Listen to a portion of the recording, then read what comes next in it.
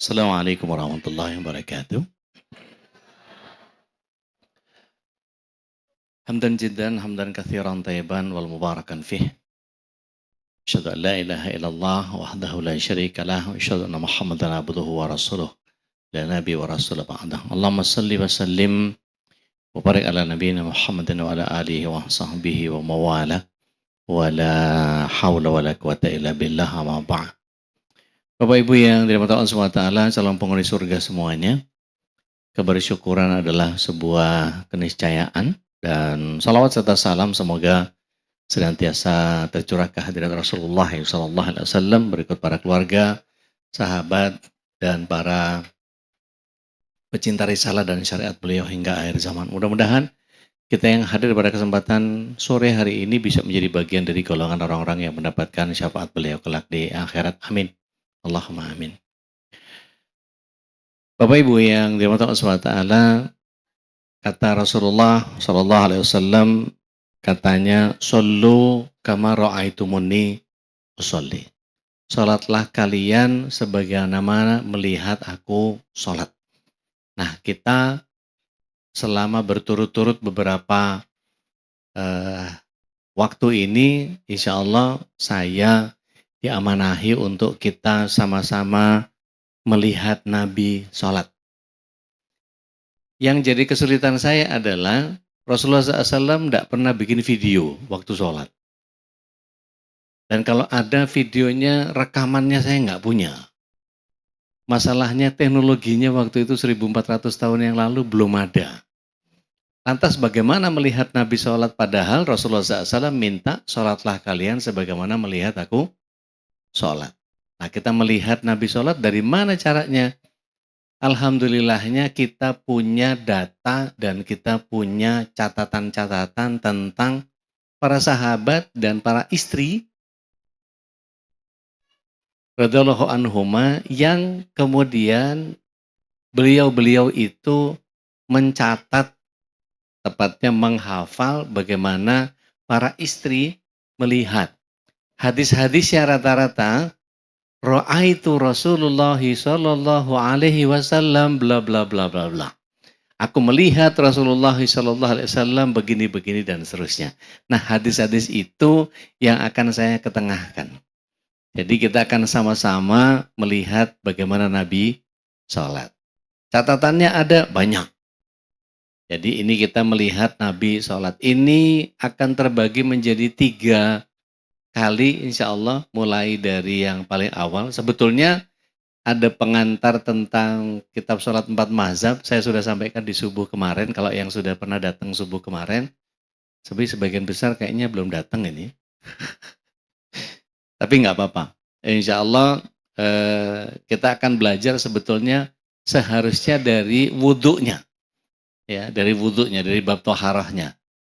Bapak Ibu kalau kepengen belajar dari toharohnya, subuh yang akan datang insya Allah saya akan ngajarin dari mulai toharohnya. Oke, ini singkat cerita kita akan melihat bagaimana Nabi SAW sholat.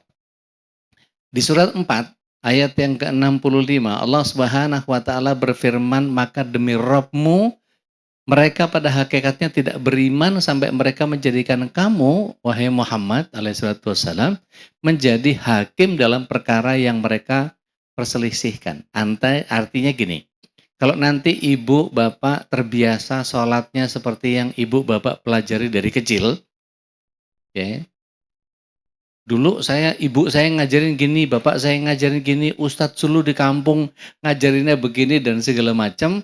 Maka kata Allah SWT, nggak beriman kita kalau tidak menjadikan Rasul alaihissalam sebagai hakim.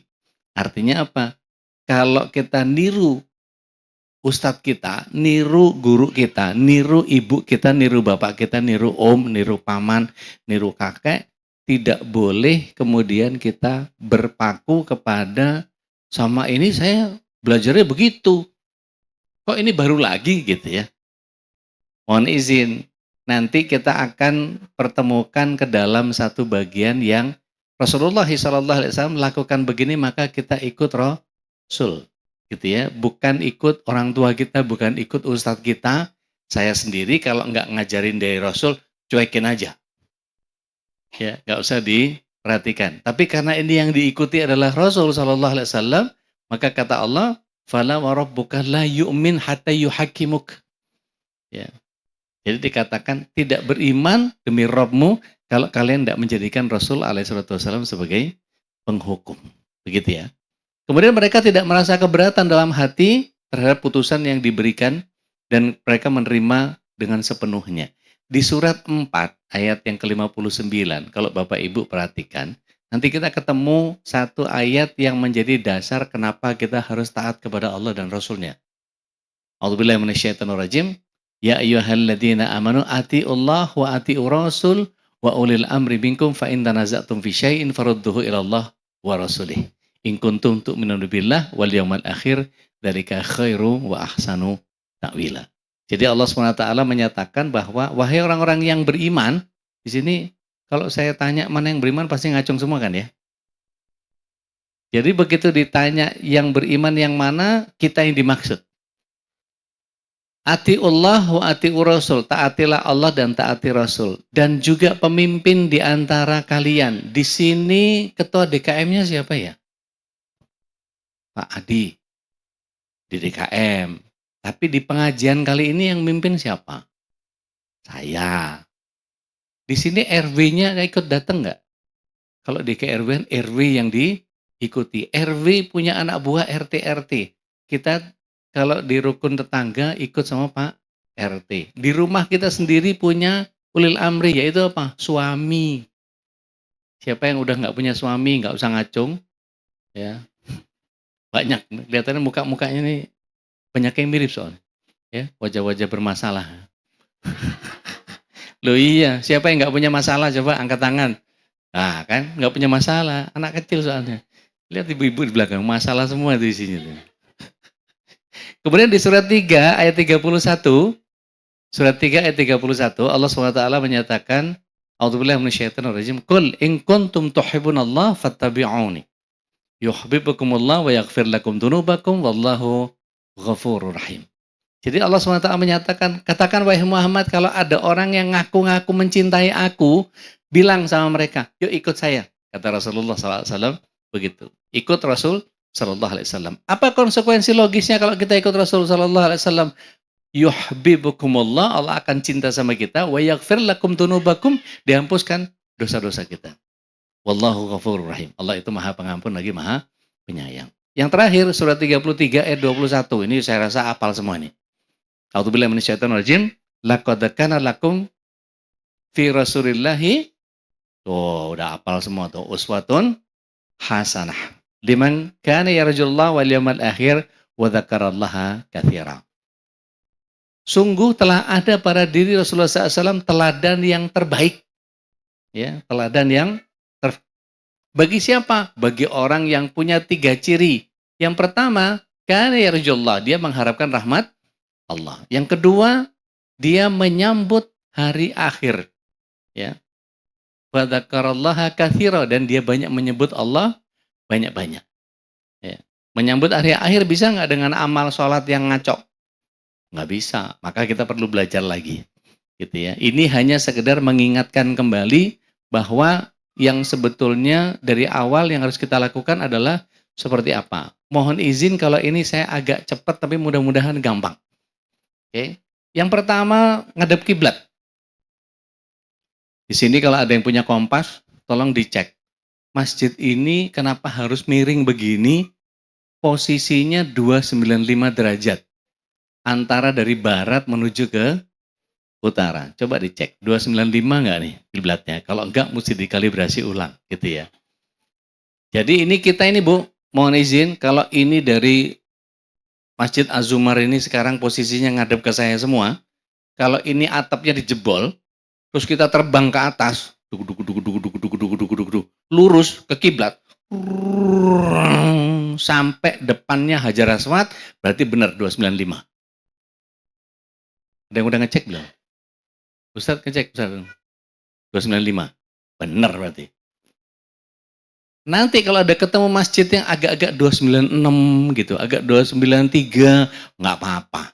Para ulama menyatakan pokoknya posisi kita ada di sebelah timurnya kiblat. Maka kita kiblatnya posisinya ke Hajar Aswad, posisinya ke Ka'bah, ke batu Ka'bahnya. Maka posisi yang pertama adalah jika engkau berdiri untuk melakukan sholat, maka sempurnakanlah wudhumu, kemudian menghadap kiblat lalu bertakbirlah. Jadi wudhunya disempurnakan, baru kemudian menghadap kiblat. Jangan sampai kemudian, mohon maaf, di dalam surat 2 ayat 115 dikatakan bahwa walillahil masyriqi wal maghrib, punya Allah timur dan barat. Maka kemanapun kamu menghadap, disitulah wajah Allah. Ini berlaku untuk orang yang sedang naik kapal. Naik kapal terbang. Ini kalau lihat wajahnya belum ada yang pernah naik kapal terbang kayaknya ini. Sombong amat Ustaz. Enggak. Kelihatan wajahnya yang tadi saya bilang mirip-mirip ya. Wajah-wajah bermasalah ya.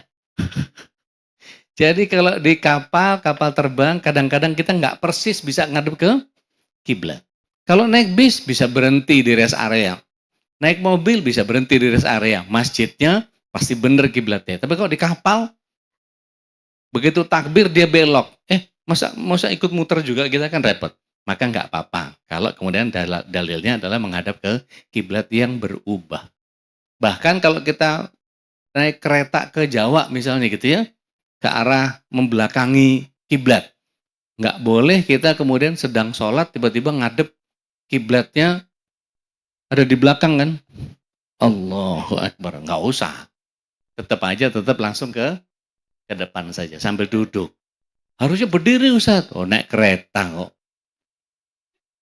Begitu berdiri ya jomplang biasanya. Nah kemudian Ud'uni astajib lakum, dalam riwayat yang lain ketika turun ayat itu.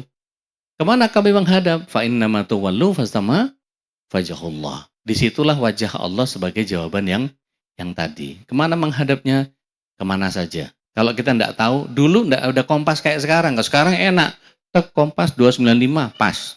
Pakai Qibla Finder, nginstall alatnya langsung ketemu. Dulu matahari mana? Matahari di sana. Nunggu bergerak dulu baru ketahuan jaraknya kemana. Repot. Maka kemanapun menghadap nggak ada masalah. Dulu, sekarang udah ketemu. Di mana di Indonesia kita nggak ketemu musola, nggak ketemu masjid, nggak ketemu langgar, nggak ketemu apa lagi tempat sholat nggak ada. Bahkan di setiap pom bensin pasti ada. Gitu. Nah maka kemudian yang kedua setelah menghadap kiblat, berdiri. Sebisa mungkin, kalau ada yang mungkin lututnya kebanyakan makan emping, apa itu? Asam urat ya? Biasanya kalau nanti kita berdiri nih, ada yang bunyi ini, ratata, ratata, ratata. Nah itu biasanya gitu tuh. Ya, wah itu mulai tuh, kebanyakan emping biasanya. Jadi Rasulullah SAW waktu beliau sholatnya duduk dalam keadaan sakit. Maka para sahabat berdiri. Jadi ketika Rasulullah SAW duduk, Allahu Akbar, Rasulullah SAW ngelihat dari ekor matanya bahwa para sahabat sedang berdiri. Maka Rasulullah SAW dalam sholatnya memberikan isyarat. Disuruh apa? Suruh duduk juga. Jangan sampai Rasulullah SAW memimpin dalam keadaan duduk, sementara yang lain dalam keadaan berdiri. Maka Rasulullah SAW katakan setelah selesai sholat, kalian tadi hampir saja melakukan apa yang dilakukan oleh Romawi dan Parsi. Di mana mereka berdiri di depan rajanya sedang duduk. Maka jangan kalian melakukannya. Sungguh keberadaan imam adalah agar dia diikuti. Jadi kalau imamnya duduk, jamaahnya harus duduk. Kalau ruku imamnya, maka ruku kita. Berdiri, maka berdirilah. Jika sholat sambil duduk, maka duduklah bersama-sama. Ini contoh Rasulullah SAW. Jadi adanya imam untuk diikuti. Imamnya kunut, kita kunut. Gak usah ngotot maunya sendiri. Gitu. Imamnya gak kunut, ikut. Jangan sampai gara-gara imamnya gak kunut, jangan sholat di situ. Gak pakai kunut di situ. Gak usah. Ada kunut gak pakai kunut, tetap ikut sholat karena adanya imam untuk diikuti. Oke. Kemudian dalil berdirinya, sholatlah sambil berdiri kalau nggak bisa sambil duduk. Yang nggak boleh pangku. Kalau pangku bayi nggak apa-apa. Ya. Bila tidak bisa sambil terlentang, yang nggak boleh nelentang. Sakit, lehernya bisa sakit kalau nelentang. Ada yang pernah nelentang? Tang ditelentang. Ustaz ini ngawur. Jadi barang siapa melakukan dengan berdiri maka lebih utama. Adapun bagi yang melakukan sambil duduk, pahalanya separuh yang berdiri. Kalau ada yang sholatnya sambil tiduran atau berbaring, maka pahalanya separuh pahala orang yang sambil duduk. Yang dimaksud di sini adalah orang sakit. Tapi tetap orang sakit harus tetap sholat. Kalau kita paham bahwa keadaan apa yang membuat kita nggak bisa sholat? Ada nggak keadaan yang membuat kita nggak usah sholat?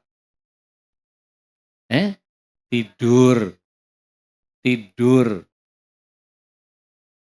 Ya, maka ada yang marah tuh, orang lagi tidur dibangunin. Kan tidur nggak wajib sholat.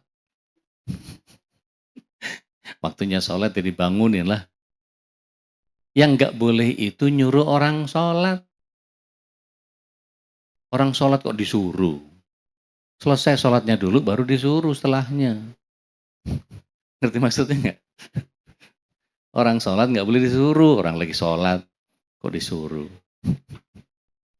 Nah di sini ada sutroh. Nah ini sutroh ini tentang sesuatu yang sifatnya berbeda pendapat antara ulama yang mewajibkan dengan ulama yang mensunahkannya saja.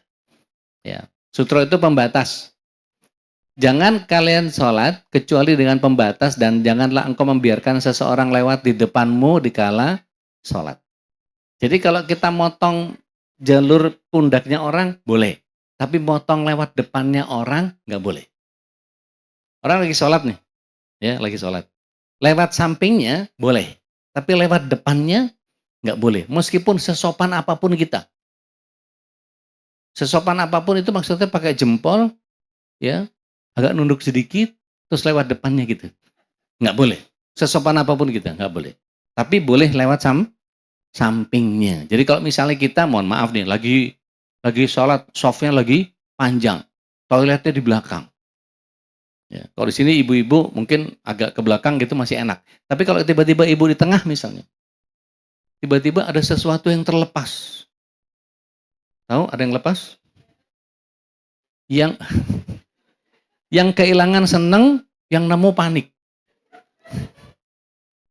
Tut gitu bunyinya biasanya. Nah, yang terjadi adalah kita nggak boleh motong ke arah lurus, motong sholatnya orang. Tapi bolehnya apa? Langsung ke belakang, langsung motong samping, terus lewat sana. Tapi kalau kita motong orang yang lagi sholat, nggak boleh. Motong soft nggak boleh. Tapi motong sampingnya orang. Sampai ke belakang, maka dikasih jalan. Kita lagi sholat, jangan orang lagi mau lewat, diganjel. Nggak boleh lewat, nggak boleh, jangan. Biarin. Dia kasih jalannya. Wong dia lagi udah di ujung itu, ya maka lepas, biarkan. Nanti kita balik lagi ngerapetin softnya. Bisa dipahami sampai sini ya Bu? Oke. Maka kalau memaksakan kehendaknya lewat di depanmu, udah diganjel nih. Dulu ada teman saya mungkin dia salah ganjelnya. Begitu sholat, ada orang mau lewat depannya, mungkin nggak paham, mungkin nggak ngaji. Bukan orang ngazumar kayaknya. Begitu sholat, ada orang mau lewat. Itu ganjelnya pakai tangan terbuka. Malah diajak salaman. Dodo. Malah salaman. Orang nggak boleh lewat kok. Maksudnya nutupnya jangan pakai tangan terbuka, tapi tangan tertutup. Jadi begitu ada yang mau lewat, dorong. Bahkan sadis banget hadisnya. Kalau dia memaksakan maka bunuhlah karena sesungguhnya dia bersama setan. Bahkan ada hadis yang lain menyatakan bahwa kalau orang mau lewat motong depan orang sholat, sebaiknya dia nunggu 40 tahun. Kira-kira orang sholat selesai nggak 3 menit? Nggak sampai 3 menit juga nggak selesai itu. Ini suruh nunggu 40 tahun. Lebih baik menunggu 40 tahun kalau dia tahu bahayanya atau dosanya orang motong sholat. Orang lagi berhadapan sama Allah kok dipotong. Gitu. Maka jika eh, dalam hal yang lain, apabila beliau sholat di tempat yang terbuka, tidak ada sesuatu yang membatasi, maka Rasulullah SAW biasanya nancepin tombak atau pedang. Kalau dalam keadaan perang biasanya tombak atau pedang. Atau tongkat beliau alaihissalatu wassalam. Supaya apa? Supaya beliau ada pembatasnya. Kemudian beliau menghadap ke pembatas itu bukan untuk menyembah pembatasnya, bukan. Kalau di kita itu ada yang punya sutroh nggak sini? Belum ada sini ya. Mungkin sifatnya mungkin dipahami sebagai sunnah saja, nggak ada masalah. Nanti ibu datang ke masjid yang ada sutrohnya, ada kayu gitu, pakai ada tentengannya segala macam, ditulisin itu. Sutroh kecil-kecil ngeliatnya. Jadi ngeliatnya masih, wah tulisnya kecil-kecil banget sampai. Ya kadang-kadang kalau kecil banget ya susah bacanya gitu. Ketika seseorang di antara kalian meletakkan tiang sepanjang pelana di depannya, jadi minimal 40 cm. Ya, satu pelana itu 40 cm, satu dhira'. Maka sholatlah menghadapnya dan hendaknya tidak menghiraukan orang yang lewat di belakang tiang itu. Jadi kalau kita sudah memberikan sutro, orang lewat di depan sutro kita, bukan di belakang sutro, maka nggak ada masalah. Dulu Rasulullah SAW pernah melakukan ketika beliau sholat, katakanlah sutrohnya di situ, ada seekor anak kambing yang lewat. Beliau alaihissalam maju, kemudian anak kambing itu lewat di belakang beliau, baru beliau balik lagi. Bahkan anak kambing saja nggak boleh. Gitu. Maka siapa yang boleh melewati? Kalau perempuan yang sudah haid, maka tidak boleh lewat depan orang yang sholat. Pasti batal sholatnya. Ya. Jadi kalau ada istri lewat depan kita, maka dorong aja ke belakang. Gitu. Nanti berantem belakangan. Ya. Kalau bisa nggak usah transfer itu. Kemudian penguat dalilnya, apabila orang yang lewat di depan orang yang sholat tahu dosanya, sebaiknya dia berdiri 40 tahun daripada berlalu di depan orang yang sholat. Oh, ini hadisnya. Jangan sampai kita ngelewatin, motong jalur sholat orang yang sedang berhubungan dengan Allah tabaraka wa ta'ala. Sholat seseorang jadi putus apabila tidak dibatasi, semacam sutroh tadi, lewat wanita yang sudah baligh. Gitu. Abu Dzar berkata, apa bedanya anjing hitam dengan anjing warna merah? Anjing hitam adalah setan, kata Rasulullah SAW. Nanti kita kalau saya diundang lagi, saya jelasin soal anjing hitam. Ya. Jangan kalian sholat menghadap kubur dan jangan duduk di atasnya. Ini penguat dalilnya. Oke, niat. Nah, yang perlu saya ingatkan kepada Bapak Ibu adalah, mohon izin, berdirinya kita pada saat sholat itu sebaiknya upayakan semua anggota tubuh kita menghadap ke kiblat.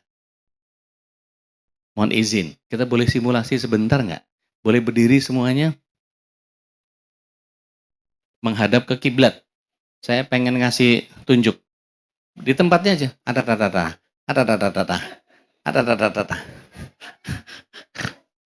Baik, berdiri. Iya. Udah, asam uratnya udah? Osteoporosis ada? Baik. Perhatikan kakinya. Jari-jari kakinya juga harus menghadap ke kiblat. Jangan sampai kakinya menghadap satu ke Manchester, yang satu ke Johannesburg. Akhirnya bukanya gini kakinya. Jadi kalau kakinya kebuka begini, maka ngadepnya yang satu ke Inggris, satu ke Afrika Selatan. Maka luruskan tumitnya sampai kemudian sejajar dengan kedua bahu. Kenapa? Nanti di bab sholat kita akan melihat bagaimana sholat berjamaah itu adalah merapatkan tumitnya ke tumitnya orang yang ada di sebelahnya. Tapi tidak harus yang mepet banget sampai gitu, nggak usah. Ya, bahkan dibolehkan sampai selewatan anak kambing nggak bisa lewat. Jadi iya dikatakan anak kambing nggak bisa lewat berarti jaraknya kira-kira sekitar satu tapak lah. Nah itu nggak harus nempel banget gitu, nggak usah. Maka segitu saja sudah cukup. Yang nempel apa? Tumit sama tumit, bukan kuku. Nah itu. Dan dua-duanya melakukan seperti itu. Gitu. Nah kalau Ustadz kan agak miring gitu karena beliau Mas Nandang nggak mau ikut juga. Tumitnya dikeluarin, lurusin tumitnya. Nah itu baru ketemu. Bahkan dulu para sahabat mata kakinya sampai nempel sama mata kaki sebelahnya. Betisnya, buah betisnya sampai nempel sama buah betis sebelahnya. Pundaknya nempel. Sehingga kalau ada setan yang mau mampir ke sebelahnya, kepepet, dia kejepit. Ararara.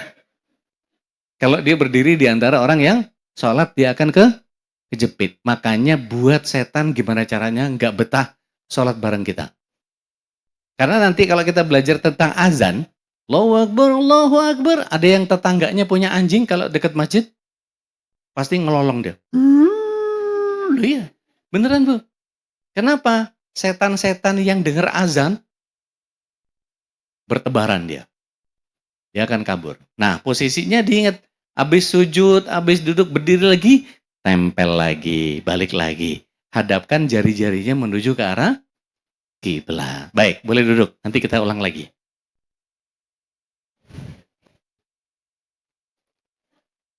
Baik.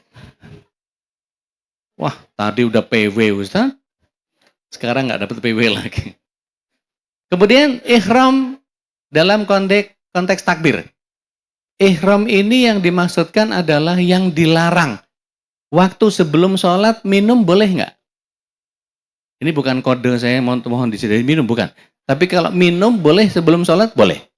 Makan ngemil boleh? Boleh. Ngobrol boleh?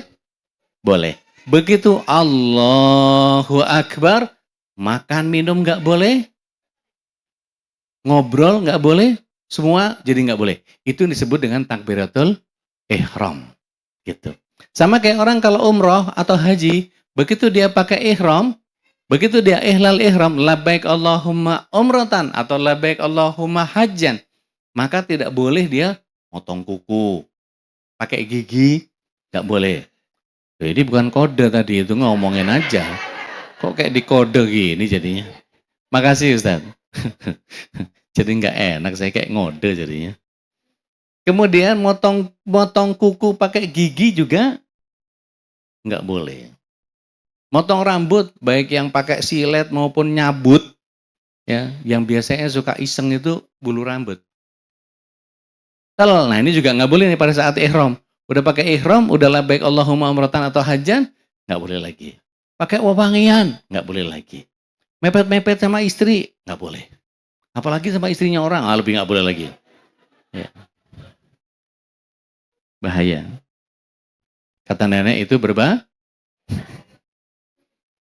Kemudian kata Rasulullah SAW, tidak sholat dengan benar seseorang sempurna sehingga dia berwudhu dengan benar lalu dia berkata Allahu Akbar. Kemudian tahrimnya, pengharamannya sholat itu adalah takbir. Dan tahalulnya adalah salam. Jadi kalau sebelum takbir, dia ancang-ancang kayak mau, kan orang kan kalau habis dari mau ngimamin sholat itu kadang-kadang kretek, kretek, kretek, kretek, kretek, kretek. Allah, boleh? Boleh. Karena dimulainya dari takbir. Jadi sholat itu dimulai dari takbir. Begitu selesai dia, Assalamualaikum warahmatullahi, Assalamualaikum warahmatullahi. Mau cetek-cetek, mau apa, segala macam, mau terserah. Yang penting, yang namanya sholat itu dari mulai takbir sampai salam. Gitu. Jadi kalau selesai salam, udah selesai ritualnya. Maka kalau ada yang pamit, mau salaman dulu, ya boleh aja silahkan. Itu bukan bagian dari sholat. Baik.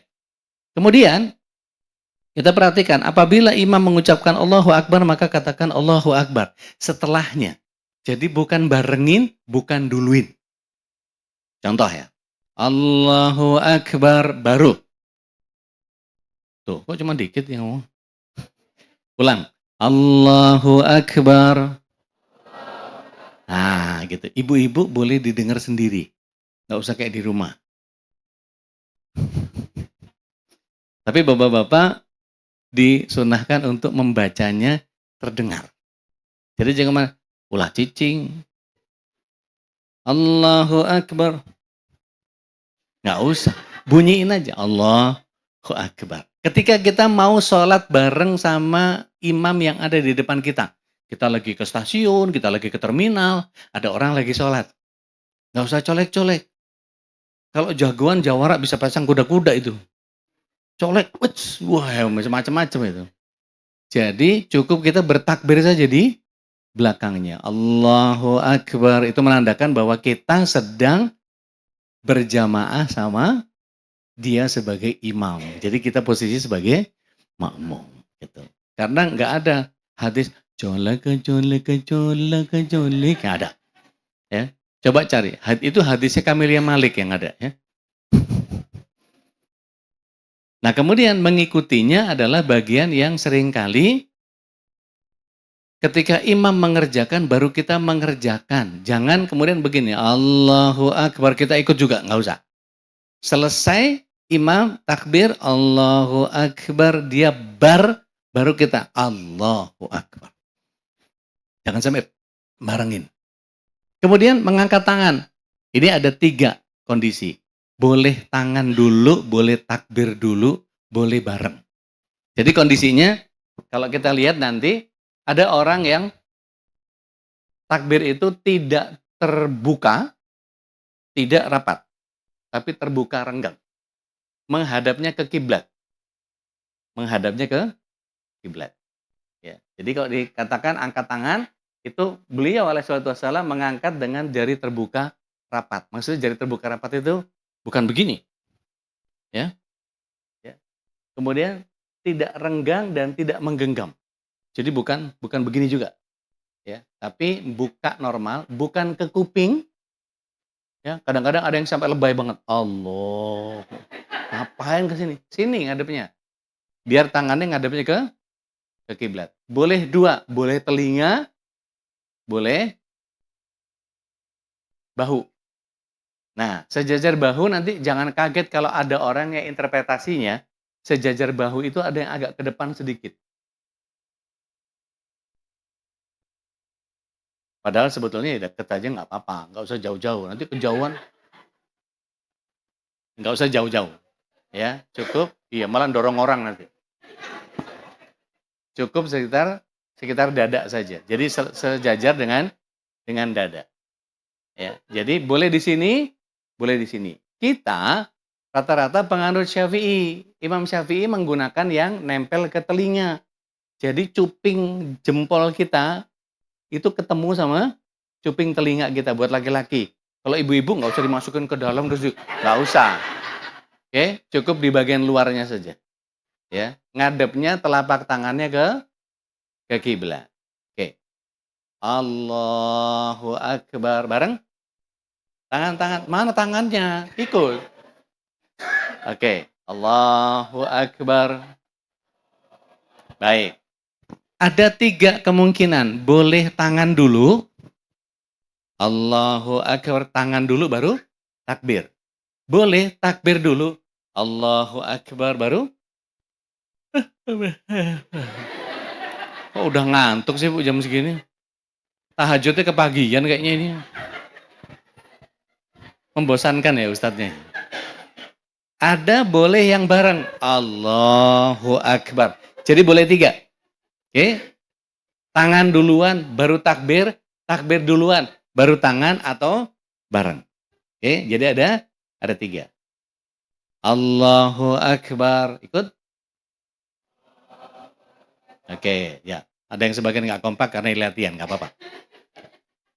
Mari kita lihat bahwa ada yang mengangkatnya sejajar sampai kedua bahu, terkadang sampai kedua telinga. Baik. Kemudian tangan kanan atas tangan kiri. Jangan kaget Bapak Ibu, nanti akan ketemu sama orang yang interpretasi dari kiainya, jadi ustadznya, dari gurunya adalah meletakkan tangan kanan di atas tangan kiri. Sehingga semua bagian sunnah Rasulullah SAW itu mengerjakan tangan kanan lebih didahulukan daripada tangan kiri. Akhirnya muncul orang yang kemudian ketika takbir Allahu Akbar ini kanan dulu. Kemudian karena posisinya hadis ini meletakkan tangan kanan di atas tangan kiri, maka dia memutar karena gerakannya cepat seolah-olah dia kayak main-main dengan takbirnya. Pernah lihat? Itu interpretasi. Allahu Akbar. Bukan diputer ya, bukan. Tapi sekali meletakkan tangan kanan, tapi di atas tangan kiri. Itu interpretasi. Maka bagian yang kalau Rasulullah SAW mengerjakannya nggak seperti itu. Beliau meletakkannya ada hadis yang meriwayatkan 4 titik. Pertama meletakkan tangan kanan di atas dadanya. Jadi cuman sekedar meletakkan tangan kanan di atas dada. Ini digunakan oleh Imam Hanafi. Nanti kalau ibu dikasih rezeki umroh, amin. Ngelihat ada orang yang kemudian, loh kok sholatnya Allahu Akbar. Cuma naruh gini aja. Kita kebiasaan ikut Imam Syafi'i. Menggenggam pergelangan tangan, kemudian meletakkannya di dada. Seperti ini. Nggak melorot ke bawah. Ya, nggak juga ke atas. Tapi posisinya menggenggam pergelangan tangan, kemudian ada di dada. Ini yang dipakai oleh Imam Syafi'i. Ini yang kedua. Yang ketiga, ada Imam Ahmad bin Hambal.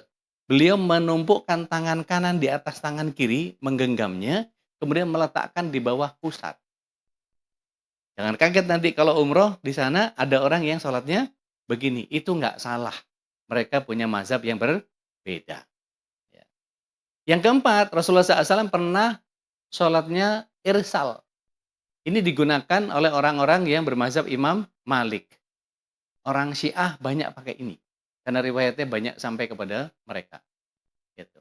Cirinya orang Syiah apa? Nanti pada saat sujud, selesai sujud, mereka biasanya tepuk-tepuk paha. Sujud, tepuk-tepuk paha. Gitu, biasanya. Tapi banyak banget. Oke. Sampai sini, tangan kanan di atas tangan kiri. Rasulullah SAW memerintahkan agar mempercepat saat berbuka, mengakhirkan waktu sahur, dan meletakkan tangan kanan di atas tangan kiri dalam sholatnya.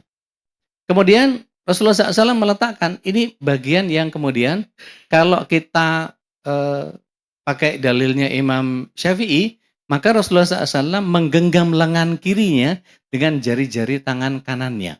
Tapi hadisnya agak lemah. Yang mana Ustadz? Yang ini. Pernah lihat nggak ada orang sholat? Allahu Akbar. Menggenggam siku dengan begini. Ada yang begini, ini tapi hadisnya kurang kuat. Jadi tidak disarankan. Jadi yang bagus, kita udah bener nih, Syafi'i semua rata-rata. Gitu ya. Tapi ada yang Syafi'i males, agak melorot. Naruhnya di depan pusar. Ini punya orang dalam biasanya nih. Jangan. Karena Imam Syafi'i tidak meletakkan di bawah pusar seperti Imam Ahmad Ibnu Hambal atau meletakkan di atas seperti Imam Hanafi. Beliau menggunakan ya, pakai yang ini. Kemudian mari kita lihat bahwa Rasulullah SAW melihat ke tempat sujud. Jadi pandangan sholat selama sholat kita itu cuma tempat sujud. Ornamen masjid sebagus apapun, nggak usah lirik-lirik. Kayaknya alifnya miring deh. Nggak usah. Ya. Lihatnya ke tempat sujud. Pada saat ruku ke tempat sujud, pada saat sujud ke tempat sujud, tapi pada saat kita melakukan tahiyat, maka pandangan kita berubah ke arah telunjuknya. Bukan ngelirik ya. Bukan. Tapi menghadapkan wajah ke telunjuk kita pada saat kita tahiyat. Baik yang awal maupun yang akhir. Jadi pada saat kita sholat, ada 2 pandangan sholat kita. Kemana dan kemana? Tempat sujud dan telunjuk pada saat kita tahiyat. Baik. Kemudian, hendaknya orang-orang menghentikan mengarahkan pandangannya ke langit waktu sholat, ya, atau tidak dapat kembali lagi kepada mereka. Maksudnya disumpahin sama Rasulullah SAW, kalau dia celelang-celeleng gitu, ngelihat kemana-mana, mudah-mudahan nggak balik gitu. Ya, jangan sampai kita seperti itu. Kadang-kadang kalau anak-anak kita nggak belajar tentang sholat yang benar, begitu biasanya. Kemudian, lakukan tumak nina. Imam Syafi'i rahimahullah ta'ala menyatakan bahwa dari 18 rukun sholat, 8 diantaranya tumak nina. Apa tumak nina itu? Seperti orang yang kebanyakan makan emping tadi. Pelan-pelan dan diam sebentar. Iya kan? Kalau orang yang kebanyakan makan emping, begitu berdiri, diam dulu sebentar gitu ya, baru jalan gitu kan ya. Nah kayak gitu kira-kira. Ya, kayak yang osteoporosis juga itu. Jadi disuruhnya apa? Suruh diem sebentar. Semua pergerakannya. Jadi begitu takbir, Allahu Akbar. Tumaknina dulu. Berhenti sebentar, Allahu Akbar. Baru. Kadang-kadang ada yang suka sholatnya kayak orang dalam. Ya. Sholat kayak punya orang dalam itu gitu. Kayak remeh banget ya. Atau belajar ngaji di mana tuh? Pernah nggak lihat begitu? Coba tanya, ngaji di mana gitu? Ngaji di Azumar dong. Sholat dengan cepat seperti ayam yang mematuk. Nah ini artinya apa? Tidak menikmati sujudnya. Ya. Sujud itu adalah saat yang paling tepat ketika kita berkomunikasi dengan Allah. Paling dekat posisinya. Kemudian duduk di atas tumit seperti duduknya anjing. Nah, posisinya anjing itu kalau duduk, kakinya dibuka tumitnya seperti ini. Nah ini nggak boleh duduk begini. Tapi IKA yang dibolehkan itu duduk seperti ini. Ini boleh malahan. Tapi di kita lebih banyak menggunakan iftirosnya adalah seperti ini. Duduk di kaki kiri kemudian menegakkan kaki kanan. Seperti itu. Baik. Kemudian sholatlah seperti halnya sholat orang yang akan meninggal. Seakan-akan melihat Allah. Di sini dulu ada yang pernah jadi primadona SMP, SD, SMA. Yang suka dijambak-jambak sama temannya ada. Biasanya agak botak tuh rambutnya tuh. Maksudnya gini, pada saat kita, ibu-ibu nih biasanya, kalau jalan di depan bapak-bapak dulu, cowok-cowok gitu, pasti ngerasa kayak, pasti gue diliatin deh. Nah, perasaan diliatin itu, sama bapak-bapak juga, begitu ada ibu-ibu, ada mbak-mbak gitu, keren, langsung, keteknya langsung berbisul. Perutnya ditahan, jalan agak gagah tuh. Begitu kesandung latah, copot. Maka perasaan dilihat sama orang itu hadirkan pada saat kita sholat. Begitu gelar sajadah, yakin bahwa Allah melihat kita, ada begitu banyak malaikat yang mencatat kita sholat. Jadi ini sholat adalah persembahan terbaik kita kepada Allah. Hujan, nggak usah mikirin, waduh rengginang masih kejemur nih. Nggak usah. Waduh sendal kehujanan. Waduh helmnya belum dibalik. Nggak usah. Karena begitu kita sholat, Allah ngelihat kita, merasa diawasi bahwa kalau kira-kira kita lagi sholat. Dulu anak-anak kita SD atau kita SD dulu, disuruh sholat, belajar sholat sama gurunya, disuruh baca semua apa yang dia baca kan. Allahu Akbar kabira walhamdulillahi katsira. Begitu sujud, ruku apa segala macam suruh baca semua. Allahu Akbar subhana rabbiyal adzim wa bihamdi. Itu begitu dilihat diperhatiin sama gurunya, dia nggak boleh melakukan kesalahan. Kalau salah, ngulang lagi. Nah, rasa takut itu mestinya dihadirkan pada saat kita sholat. Jadi begitu sholat, ini nggak mungkin salah. Nggak usah mikirin, waduh dompet di mana tadi ya? Kunci motor taruh mana tadi? Nggak usah. Betul-betul melihat bahwa Allah sedang melihat saya, malaikat sedang mencatat betapa pikiran saya ada pada sholat saya. Kadang-kadang ibu-ibu biasanya nih, begitu takbir sholat duha, Allahu Akbar. Otak kirinya, kabira walhamdulillah, atau baca iftitah yang lain. Ya. Bait wa baini dan seterusnya. Pikiran otak kanannya langsung, kemarin udah ayam. Lusa udah ayam. Ini kalau masak ayam lagi kayaknya bosen ya. Allahu Akbar. Begitu ruku, kayak di kulkas masih ada ayam deh. Begitu duduk, ya, begitu duduk tahiyat, ini rakaat keberapa ya? Jadi jangan lagi setelah belajar sholat yang sekarang ini, jangan lagi berpikir tentang segala sesuatu di luar sholat kecuali Allah. Oke. Ini Bu, khusyuk. Oke. Kalau sholat dengan baju wol yang bergambar, Rasulullah SAW sepintas ngelihat gambar-gambar itu. Beliau merasa terganggu. Alhamdulillah kita sholat di Azumar ini, depannya nggak ada gambar. Makanya pembatasnya dikasih buat pijakan kaki. Alhamdulillah nggak kebalik masangnya. Kalau kebalik ngeliatin, kayak bundernya itu agak penyok kayaknya. Datang orang pakai batik, iki gambare manuk tapi kok buntutnya dawa. Ya batik-batik si Domukti kan gitu tuh. Apalagi yang pamer sarung. Wah, sini Wadimor, itu gajah duduk. Sini Manggadu, apalah. Maka jangan keganggu sama itu.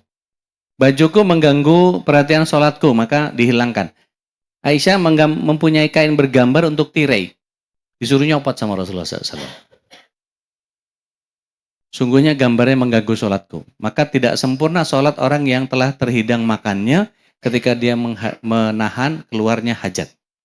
Jadi kalau misalnya ada yang nahan pipis, nahan BAB atau BAK, maka tuntaskan dulu. Insya Allah kalau niatnya adalah berjamaah, meskipun ketinggalan jamaah, kita akan tetap dihitung sama malaikat sebagai orang yang sholat berjamaah. Nggak usah khawatir. Karena innama a'malu binniyat. Baik. Iftitah atau istiftah, ya terserah. Mau pakai yang mana, ada 14 macam. Ya. Nah kadang-kadang kita karena belajarnya dulu, ustadznya kepengennya panjang, maka kadang-kadang kita nyampur antara tiga iftitah. Kabira walhamdulillahi katsira wa subhanallahi wa ta'ala. Inni wajjahtu wajhiya inna salati wa nusuki wa mahyaya wa mamati. Itu padahal cukup baca sebagiannya saja. Jadi kabira walhamdulillahi katsira wa subhanallahi bukrata wa asila. Udah. Langsung ta'awuz, baca basmalah, baca Al-Fatihah dan seterusnya. Baini wa baina khotoyaya dan seterusnya. Wajah tu wajahya subhanaka Allahumma, itu banyak. Dan itu ada 14 macam, yang mana saja monggo. Silahkan dihafal yang mana saja. Rasulullah SAW kadang suka gonta-ganti pada saat beliau alaihissalam melakukan sholatnya. Tidak sempurna sholat seseorang ketika dia bertakbir, bertahmid dan menyanjungnya serta membaca ayat-ayat Al-Quran yang dia hafal. Artinya istiftahnya ini adalah bagian dari adab sholat. Nggak boleh kita langsung baca Al-Fatihah langsung. Baca iftitah sebagai penghormatan kita. Kecuali kita sholat mayit.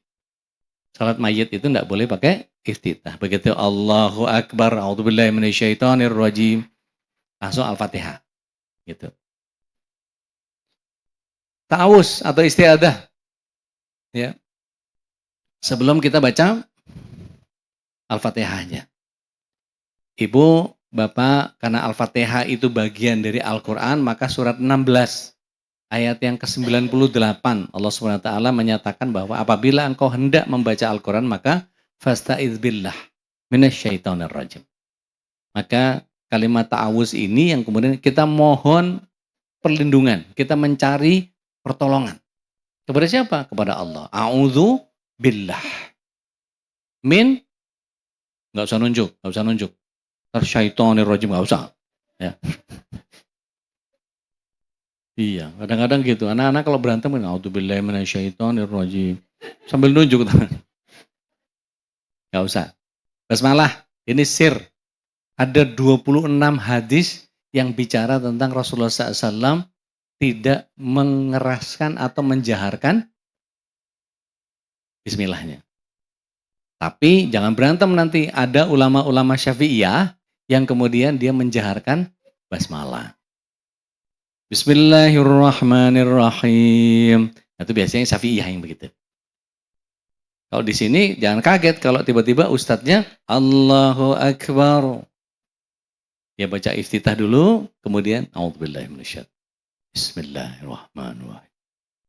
Alhamdulillahi rabbil alamin. Langsung alhamdulillah dikencangin. Ada dua pendapat antara Ibnu Abbas dengan Ibnu Umar. Kenapa Ibnu Umar menyatakan Rasulullah SAW baca, tapi disir? Sedangkan Ibnu Abbas menyatakan nggak baca Rasulullah SAW. Karena Ibnu Abbas lebih dekat kepada bapaknya yang dekat sama Rasulullah SAW, jadi imam. Ya. Karena kalau anak-anak itu kan adanya di saf yang kedua, bolehnya. Umar bin Khattab radhiyallahu an, ini Rasul SAW, ini Umar bin Khattab radhiyallahu an, belakangnya Ibnu Umar. Ibnu Abbas agak jauh, jadi nggak dengar waktu Rasulullah SAW baca basmalah. Kemudian jadi pendapatnya Ibnu Umar dengan pendapatnya Ibnu Abbas jadi berbeda. Ibnu Abbas bilang nggak baca. Padahal Ibnu Umar mengatakan baca tapi sir. Karena Ibnu Umar lebih dekat dengar kepada. Nah, nanti kita berbeda itu asal selama kita punya dasaran dalil sandaran yang bisa kita gunakan, monggo. Gitu. Maka nanti akan berbeda-berbeda itu sifatnya pasti ujung-ujungnya cuman masalah khilaf, bukan masalah prinsip. Kemudian Al-Fatihahnya tartil. Tidak sah sholat seseorang apabila belum membaca suratul Fatihah. Pernah dengar nggak 7 menit 23 rakaat? Pernah dengar nggak, Bu? Rokok jampi. Al-Fatihah satu napas. Itu isinya pembalap semua itu. Alhamdulillahirabbil alamin arrahmanirrahim maliki yaumiddin iyyaka na'budu wa iyyaka nasta'in shiratal mustaqim shiratal ladzina an'amta 'alaihim ghairil maghdubi 'alaihim waladdallin. Amin. Loh, enggak bener itu. Imam Syafi'i menyatakan tadi saya bilang ada dari 18 rukun sholat, 8 diantaranya tumaninah. Bacanya mesti tartil. Bahkan kalau kita nanti melihat bagaimana Rasulullah SAW sholat, Al-Fatihahnya seperti baca 14 ayat. Seperti ya. Artinya apa? Ada jeda. Alhamdulillahi Rabbil Alamin Ar-Rahmanir Rahim Maliki Yaumiddin. Tahan dulu, ini enggak nyambung wasol. Astagfirullah. Kalau wasol sebagian enggak apa-apa, ini dari ujung sampai pangkalnya wasol semua. Astagfirullah, enggak boleh. Ya, tetap dibacanya tartil. Kemudian apakah kalian tadi mengikuti waktu baca Quran suara keras? Ada yang ikut baca Quran juga. Di belakang Rasulullah SAW. Maka turun surat 7 ayat 204. Jika imam sedang membacakan Al-Quran, jangan kalian ikut baca. Dengarkan dan simaklah. Ada yang bisa bantu surat 7 ayat 204? Bunyinya seperti apa? Fa'idha qara'tal Quran fastami'u lahu. Dengarkan itu. Wa ansitu, simak. La'allakum turhamun. Supaya kamu dapat rahmat. Jadi kalau imamnya baca, nggak usah kita ikut baca juga. Bismillahirrahmanirrahim. Ganggu. Karena Rasulullah SAW sendiri ketika ada yang baca, Rasulullah SAW balik badan, Assalamualaikum. Ada di antara kalian yang tadi baca Quran? Saya ya Rasul, bangga. Saya baca juga. Apal.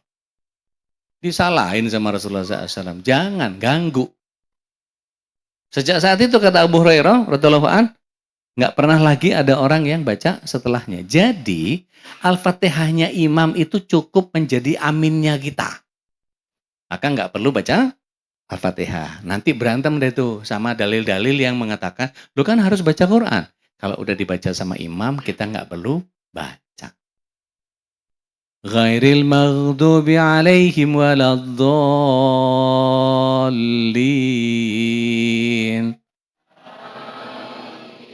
Aminnya Bapak Ibu sama seperti Ibu Bapak baca Al-Fatihah dari awal. Karena amin itu menutup bagian yang istajib doa ana ya Allah. Yang tadi dibaca imam tuh, kabulkan ya Allah. Tapi kan nggak boleh kita ngomong gitu.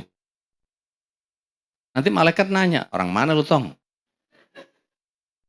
Amin saja cukup, maka amin ini yang dibenci sama Yahudi.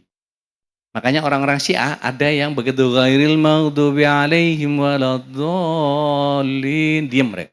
Enggak jawab. Ada ustadz saya yang begitu datang, dia amin sendiri. Amin. Waduh, masjid Syiah nih. Ada yang begitu soalnya. Kemudian di mana Rasulullah SAW mengeraskan, mereka mendapat teguran dari Rasulullah SAW. Sejak itu, nah ini yang saya bilang tadi. Ya, surat 7 ayat 204. Ini melarang kita ikut baca ketika imamnya baca Quran. Boleh kita lakukan pada saat kita sholat duhur sama asar. Tapi itu pun tidak bersuara melainkan cuma. Tahu saya ngomong apa? Nah itu. Jadi nggak boleh Allahu Akbar. Nggak boleh. Allahu Akbar. Itu boleh sampai selesai. Karena orang yang tidak membaca dalam hatinya, maka dia dianggap tidak sholat. Tapi tadi balik lagi, ketika imamnya ada mu'alaf nih, baru belajar sholat. Begitu masuk sholat duhur, nggak dengar apa-apaan. Tahu-tahu Allahu Akbar. Nah loh, belum baca apa-apaan ini. Gimana sih? Katanya, wah ngomel sendiri dia. Sami Allahu liman hamid. Orang kok berdiri semua, ngikutin aja. Begitu Assalamualaikum warahmatullahi, ngelihat orang kok pada nengok, dia nengok juga. Assalamualaikum warahmatullahi, oh nengok, oh kiri. Oh gitu ya orang sholat itu ya. Karena baru pertama kali dia nanya, kira-kira sholat saya sah nggak tadi itu? Cuman ngikut-ngikut gitu doang. Sah. Karena bacaannya sudah dibacain sama imam. Adanya imam untuk diikuti. Gitu. Baik. Sungguh dijadikan imam untuk diikuti oleh para makmum, kalau dia ucap takbir, ikut takbir. Jangan membaca Al-Quran, diam dan dengarkan. Ini dalilnya. Ya. Gak usah kita ikut-ikutan. Beberapa ulama berbeda pendapat soal membacanya, ada yang setelah imam baca Al-Fatihah. Imam baca nih, ghairil maghdubi alaihim waladdallin. Amin. Kemudian baca sendiri.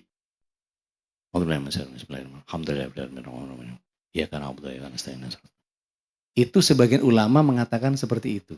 Beberapa ulama di kalangan Syafi'iyah menyatakan kalau imamnya punya kebijakan, maka dia tunggu dulu sampai makmumnya membaca Al-Fatihah setidaknya, baru dia mulai baca yang lain. Makanya kalau kita lihat orang-orang yang memahami fikihnya Syafi'iyah, biasanya tidak langsung baca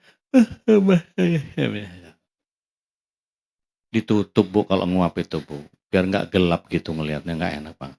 Kalau ada hadiah payung enak nih, gitu kan. Oke.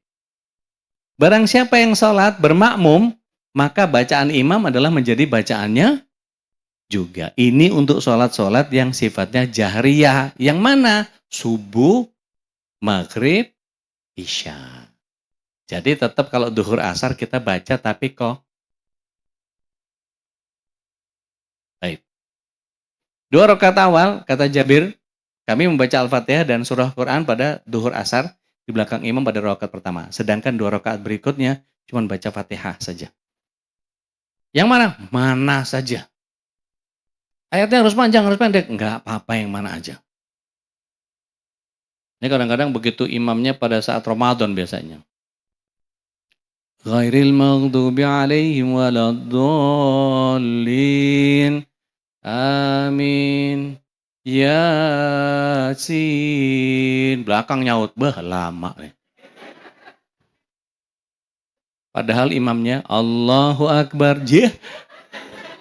Ngagetin dia. Boleh? Boleh. Tapi jangan kebangetan ya. Nun, Allahu Akbar. Parah banget ini.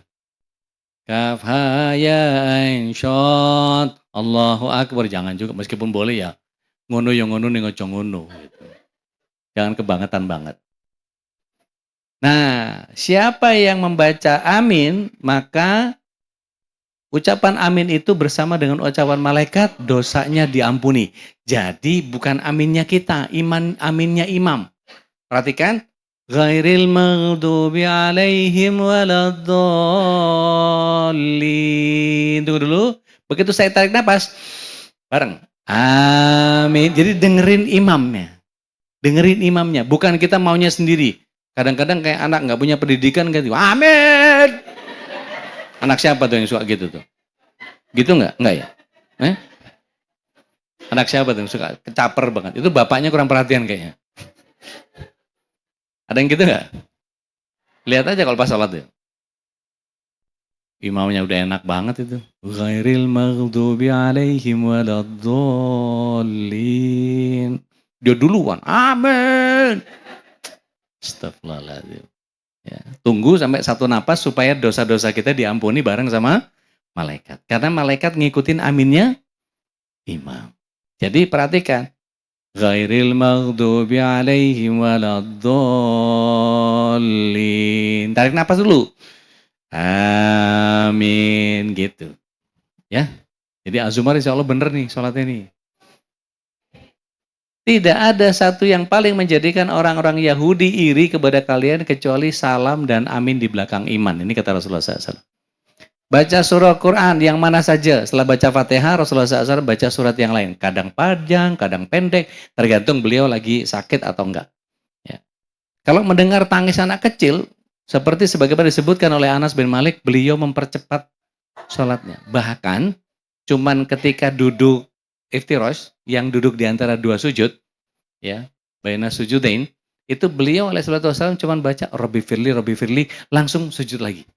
Ingin mempercepat sholatnya supaya anaknya nggak stres, nangis, kejer, emaknya nggak ngurus. Segitunya cintanya Rasulullah SAW sama kita. Masya Allah. Maka dia telah sholat lama denganmu. Terus dia, Mu'az ini pulang ke dusunnya, dia ngimami juga. Lama juga. Dilaporkan ke Rasulullah SAW, ya Rasulullah, Mu'az lama kalau ngimamin. Maka Rasulullah SAW tanya, Mu'az, kamu mau bikin fitnah? Biar orang nggak senang sholat berlama-lama. Pamer hafalan. Kadang-kadang ada yang naik ke atas sudah naik satu langkah, diem, tahan dulu. Nahan, kardio kan Bu. Kan kayak kalau yang biasa nge-gym, Stairmaster itu.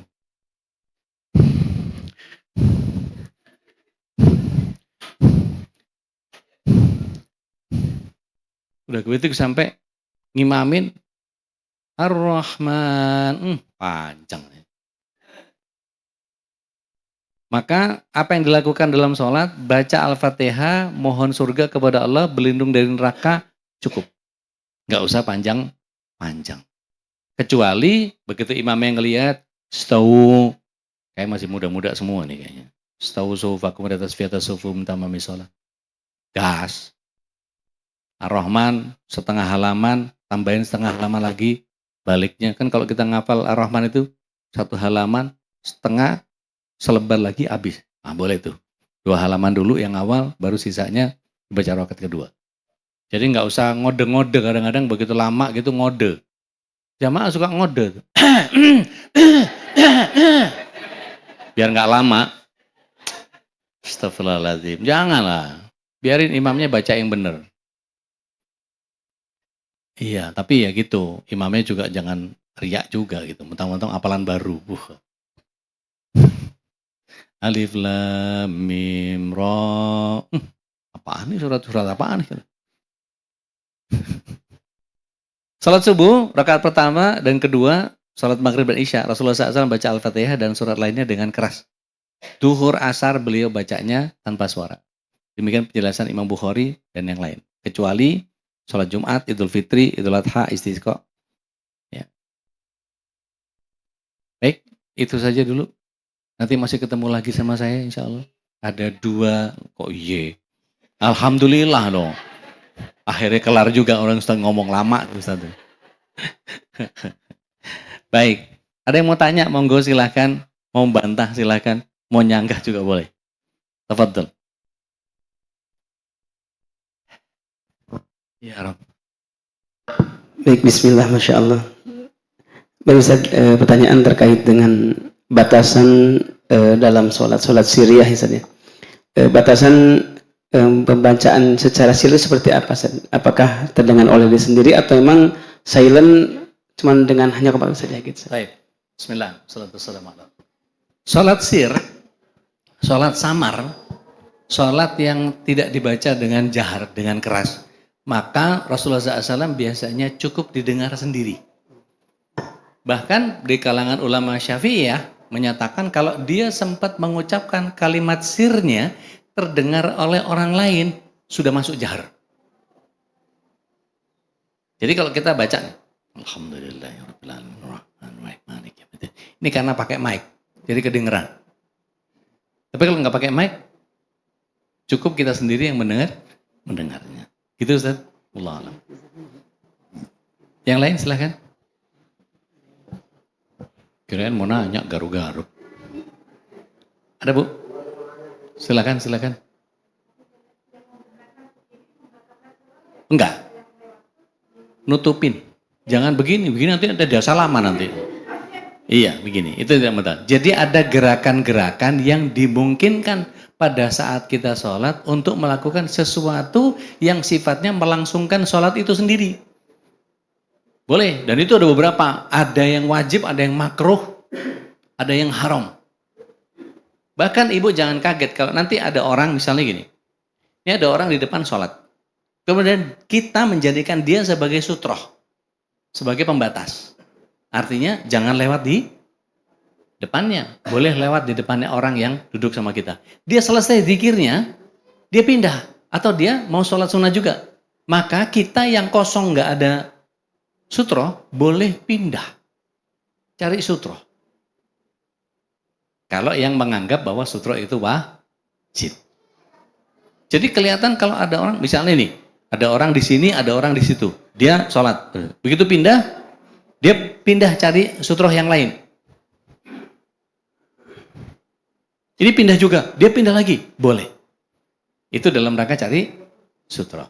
Ibu ketika sholat id di lapangan kan, angin kenceng, wuff. Mau kenanya ibu atau gamisnya ibu kesingkap, kena angin sampai betisnya kelihatan. Boleh nggak kita turunin bajunya? Harus. Karena itu bagian dari aura. Makanya ibu-ibu taruh belakang. Kalau taruh depan, ibu-ibu, bapak-bapak dapat rezeki itu. Kadang-kadang nyari rezekinya kadang-kadang. Gelar, kan biasanya koran dulu. Koran ada, dulu tuh ada gambarnya Eva Arnas apa siapa gitu. Iya, udah lama banget ya. Artis kayak nggak ada yang zaman sekarang. Ustadznya jadul. Jadi begitu kita sajadah kita kemudian kebalik karena kena angin, maka boleh kita nutupin sajadah itu. Gitu. Karena gambar di belakangnya orang model bikini ya lah. Ya ngapain cari koran yang begitu kan gitu. Itu dibolehkan. Jadi mengerjakan pekerjaan sesuatu gerakan yang sekiranya memungkinkan untuk itu. Yang nggak boleh apa? Ngelus-ngelus jenggot. Allahu Akbar. Imam lagi apa? Nah ini makruh. Dulu masih zamannya batu cincin, Bu. Allah. Loh kok bisa itu loh? Gak boleh. Itu gerakan yang tidak ada dalam tujuan sholat. Ketika kita bergerak untuk tujuan sesuatu yang sifatnya dibolehkan dalam sholat, gak ada masalah. Insyaallah di bagian akhir saya akan sampaikan apa-apa saja, mana yang sunnah, mana yang makruh, mana yang haram dan seterusnya. Gitu Ibu. Yang lain? Ya. Terkait dengan batasan gerak ini, berapa kali batasannya? Takutnya jadi membatalkan sholatnya gitu. Bismillah, salatu wassalamu ala rasulillah. Dalam Bulughul Maram disebutkan ada hadis yang menyatakan 3 kali maka akan membatalkan sholat. Hadisnya nggak terlalu kuat. Dalam kitab syarahnya, dalam kitab Subulus Salam dijelaskan bahwa hadisnya nggak terlalu kuat. Berarti kalau kita lebih mengerjakan dari 3 kali dibolehkan selama tujuannya bukan untuk ganggu sholat. Contoh, Allahu Akbar, garuk-garuk nih. Garuk kalau cuman bolehnya 3 kali, 1, 2, 3, masih gatel. Bagaimana? Kan tiba-tiba begidik gitu kan nggak lucu nih. Maka dibolehkan sampai dia menuntaskan gatelnya, gitu. Maka tujuannya memang bukan untuk ngerusak sholatnya. Ini kadang-kadang sholat nyari nyamuk. Allah.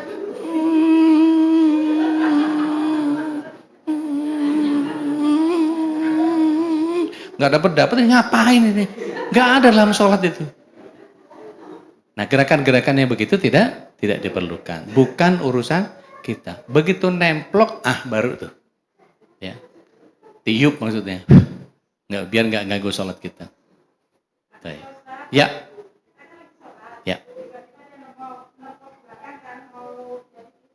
Makmum. Tergantung tempatnya sempit atau lebar. Kalau lebar diam aja, biar dia nyari tempat sendiri. Kalau kita mepet nih, saya jadi imam, ada orang yang datang, saya di sini, ada yang nyolek nih. Maka kalau dia mau masuk sebelah saya, kepencet sama ini nih. maka saya geser ke kiri supaya dia bisa ambil sebelah saya. Kalau posisinya seperti ini, maka orang yang kedua yang datang setelah beliau, itu Allahu Akbar juga, nyoleknya siapa? Nyolek jamaahnya, biar jamaahnya yang mundur. Tapi kalau posisinya imamnya lega, nggak ada meja, nggak ada mihrab, nggak ada apa. Begitu datang satu, yang kedua sebelah kiri. Yang ketiga baru di belakangnya. Tapi ini kan kondisional, jarang-jarang. Biasanya di rest area biasanya begitu.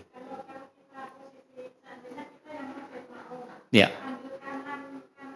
Kanan dulu baru kiri. Ya. Kanan dulu baru kiri. Tapi kalau perempuan kan bisa jejer sebelahnya, nggak usah di belakangnya. Jejer sebelahnya. Nggak usah. Langsung aja takbir sambil dipepet sedikit. Nggak usah sampai rubuh ya mepetnya ya. Ya. Ya. Ada lagi? Ya. Batasan masbuk seseorang apakah ketinggalan Fatihah atau Baik. Bismillah. Wassalamualaikum ala Rasulillah. Ali pernah ketahan sama seorang kakak Yahudi yang dia pikir mau ke masjid. Beliau nunggu jalannya. Nunggu sampai kakek tua ini ke masjid. Oh, sama-sama ke masjid. Beliau nggak mau ngeduluin si kakek. Padahal udah telat nih. Sampai kemudian beliau di depan masjid tiba-tiba belok kanan. Ya, Yahudi. Nggak ikut sholat. Maka Ali bin Abi Thalib masuk ke masjid. Rasulullah SAW dibentangkan sayapnya Jibril alaihissalam untuk datangnya seorang Ali bin Abi Thalib radhiyallahu anhu. Jadi ditunda. Maka Ali bin Abi Thalib begitu Allahu Akbar ruku, ya. Maka kemudian Ali tidak menambahkan satu rakaat dan beliau menuntaskan salam bersama Rasul sallallahu alaihi wasallam. Maka para ulama menyatakan batasan kita bisa dapat rakaat bersama dengan imam adalah ruku. Jadi kalau dia udah itidal, udah lewat.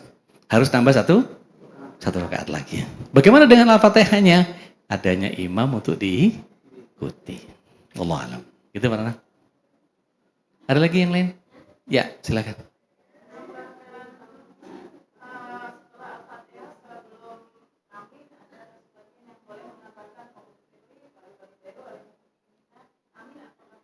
Tayyib. Kalau memang ada dalilnya, silahkan. Ada hadisnya, monggo. Gitu. Karena sepanjang sepengetahuan saya belum nemu hadis itu. Ya, sepertinya begitu. Tapi kalau memang ada, monggo, silahkan dipakai. Gitu. Ya. Betul. Setiap sujud. Karena Allah itu adanya bukan di sujud terakhir doang. Adanya Allah itu dari tiap sujud. Kata riwayat Al-Hakim menyatakan bahwa apabila engkau sujud, maka perpanjanglah sujudmu. Karena sesungguhnya Allah berada dengan sangat dekat ketika engkau dalam keadaan sujud. Ini semua sujud. Tapi pada saat kita sujud sholat fardu, adanya imam untuk diikuti. Jangan manjangin sendiri, imam udah naik, Allahu Akbar. Saya masih punya doa banyak banget. Nggak boleh. Jadi tetap adanya imam untuk diikuti. Gitu ya Bu ya? Baik. Ada lagi? Wah udah paham semua. Kelihatan ya wajah-wajahnya. Lebih banyak masalahnya daripada ibu-ibu ini. Baik, saya terkait masalah yang kecil juga ya. Ini kadang-kadang ada seorang yang habis makan gitu ya, kemudian sholat lantas masih ada sisa makanan yang tersisa di mulutnya. Ya. Kemudian dia tidak paham masalah fikihnya, kemudian dia memakannya gitu. Apakah ini membatalkan atau tidak, Ustaz? Baik. Bismillah. Salatu wassalamu ala Rasulillah. Gak apa-apa dia makan asal keluar dari masjid. Dalam keadaan sholat masih. Gak apa-apa. Karena yang makan sambil sholat tadi kan saya bilang, begitu takbiratul ihram, tadinya makan nggak boleh makan, tadinya ngobrol nggak boleh ngobrol, tadinya minum yang saya bilang kode dibawain air bener tuh tadi. Yang tadinya boleh minum jadi nggak boleh minum. Jadi apa yang dikerjakan sebelum sholat makan, minum, ngobrol segala macam, begitu takbiratul ihram menjadi haram. Jadi kalau ada sisa, ya ada sisa, giginya banyak bolong, cungkil-cungkil pakai lidah kan ke situ terus kan. Terus diterusin ngunyah, batal sholatnya. Tapi kalau dia nggak tahu, maka kita masuk kepada uzur yang Rasulullah SAW berikan ada 4. Yang pertama, orang yang tidak tahu sampai dia tahu, maka dia berdosa. Kalau sampai nggak tahu, ya namanya nggak tahu, nggak dosa, Allah maafu. Yang kedua, tidak ingat sampai dia ingat. Berarti Allah tidak memberikan hukuman dosa kepada orang yang tidak ingat. Saya sering banget tuh, kalau nggak ingat tuh suka lupa saya. Ada yang gitu juga nggak? Gitu juga kayaknya, sering ya? Sama gitu. Iya, kalau nggak ingat tuh suka lupa saya. Ya emang iya ya. Yang ketiga, tidak sadar. Mabok jengkol, mabok duren, ya, pokoknya hilang kesadaran, ya, semaput, pingsan, maka nggak apa-apa. Yang keempat, tidak berakal. Mumayyiz itu udah akil belum? Belum, balik pun belum, akil belum. Maka mumayyiz itu disebut sebagai ghair akil, yang tidak berakal. Bareng-bareng, Allah ma'fu. Kurang kompak. Allah ma'fu. Kepada golongan yang tidak tahu sampai dia tahu. Yang tidak ingat sampai dia ingat. Yang tidak sadar sampai dia sadar. Yang tidak berakal sampai dia berakal. Jadi orang yang berakal itu dalam pengertian ada orang gila, rehabilitasi, dia balik waras lagi, nggak usah ngacung. Maka dia berdosa ketika sudah sembuh. Tapi selama dia masih kurang akal, maka tidak ada dosa kepadanya. Diulang yang 4, Allah ma'fu. 4 golongan. Ayo bareng-bareng. Yang tidak tahu, yang tidak ingat,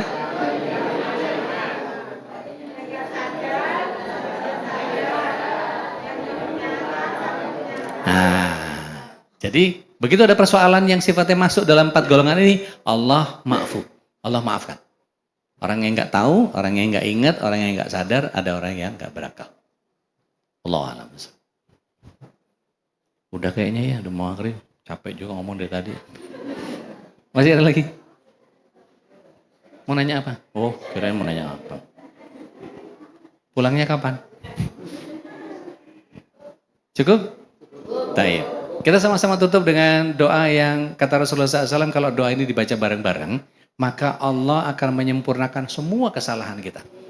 Allah akan menutupi semua kekeliruan kita di dalam majelis. Bareng-bareng, subhanaka, Allahumma, wa bihamdika, asyhadu an la ilaha illa anta, astaghfiruka, wa atubu ilaih. Kurang lebihnya mohon maaf. Assalamualaikum warahmatullahi wabarakatuh. Assalamualaikum warahmatullahi wabarakatuh.